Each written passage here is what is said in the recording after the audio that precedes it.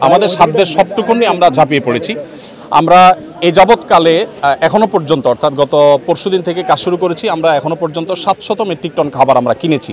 তার সবগুলো এসে পৌঁছায়নি, যেগুলো এসেছে আমরা সেগুলো আজকে কাজ শেষ করছি। এখানে প্রায় 2000 স্বেচ্ছাসেবক এসেছেন। এর মধ্যে ঢাকা বিশ্ববিদ্যালয়ের প্রফেসর আছেন, আমি ব্যক্তিগতভাবে দেখেছি, চিনেছি।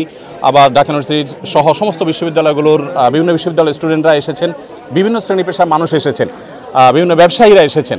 তো এবং ছোটো ছোটো শিশুরাও এসেছে, তারা প্যাকেজিংয়ের কাজে হেল্প করছে। আমাদের ইতিমধ্যে 5-7টি গাড়ি ইতিমধ্যে স্পটে পৌঁছে গেছে এবং মহিপালে বাংলাদেশ সেনাবাহিনীর যে ক্যাম্প, সেখানে আমরা আজকে সকালে 2 ট্রাক মালামাল হস্তান্তর করেছি, আর 3 ট্রাক গত রাতে চলে গেছে। আজকে আমি নিজে ইনশাল্লাহ ঘণ্টাখানিক পর স্পটে যাব এবং আমার সাথে এখান থেকে আরও 5টা লরি আশা করি মাল যাবে এবং এভাবে রাতে আবার যাবে, আবার সকালে যাবে। আমরা 3টা লেয়ারে কাজ করি। প্রথমত শুকনা খাবার হিসাবে খেজুর, চিড়া, তারপর 2 কেজি করে চিড়া, 2 কেজি করে খেজুর এবং 1 কেজি চিনি, 1 কেজি লবণ। চিনি লবণ দিচ্ছি যদি স্যালাইন বানানোর প্রয়োজন হয়। এই জিনিসগুলো আমরা দিচ্ছি প্রাথমিকভাবে 20,000 পরিবারকে।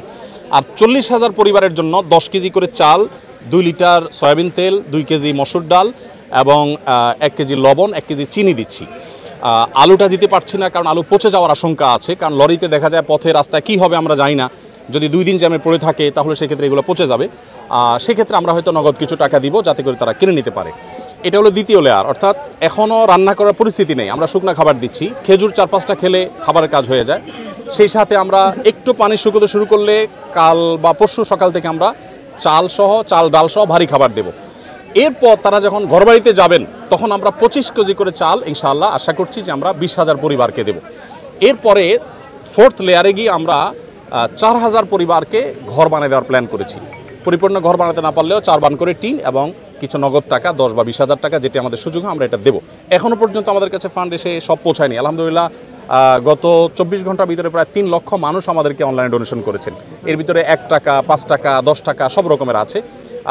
এই সর্বসাধারণের দানের টাকা আমাদের কাজগুলো চলছে। আমরা সিলেটের বন্যা, 22-এর বন্যায় প্রায় 18 কোটি টাকা আমরা খরচ করেছি এবং এর মধ্যে 1000 মেট্রিক টন খাবার ছিল, 1000 ঘর নির্মাণ করেছি, 1000 কৃষককে আমরা 5,000 করে টাকা দিয়েছি। তো আলহামদুলিল্লাহ এবার আমরা আশা করছি যে সেটা আরও ব্যাপকভাবে করব, কারণ বন্যা পরিস্থিতি অত্যন্ত ভয়াবহ। প্রতিনিয়ত আমাদের কাছে সাহায্যের জন্য মানুষ আসছে, রাত দিন আমাদের কর্মীরা কাজ করছেন, সর্বস্তরের মানুষ এখানে এসে কাজ করছেন। আমি আপনাদের মাধ্যমে উদাত্ত আহ্বান করতে চাই আমাদের দেশের সর্বস্তরের মানুষকে। আমাদের দেশে মানুষ একে অন্যের বিপদে ঝাঁপিয়ে পড়েন, এর পূর্বে আমরা বিভিন্ন সময় দেখেছি। এবারও আশা করি যে এই বন্যায় আমরা প্রত্যেকে যার যার সাধ্য অনুযায়ী আমাদের আশেপাশে থাকা আমাদের জানাশোনা মানুষগুলোর পাশে আমরা দাঁড়াবো এবং সবাই যদি সম্মিলিতভাবে আমরা প্রচেষ্টা করি, জাতীয় দুর্যোগ মোকাবেলা করা কোনো ব্যাপার নাই ইনশাআল্লাহ বিদিনিল্লাহ। 40 বা 50 লক্ষ মানুষ আক্রান্ত, সেখানে আমরা বাকি 18-18.5 কোটি মানুষ যদি জেগে যাই ইনশাআল্লাহ এটা আমাদের জন্য কোনো ব্যাপার নাই ইনশাআল্লাহ। Thank you so much. জি, আসসালামু আলাইকুম।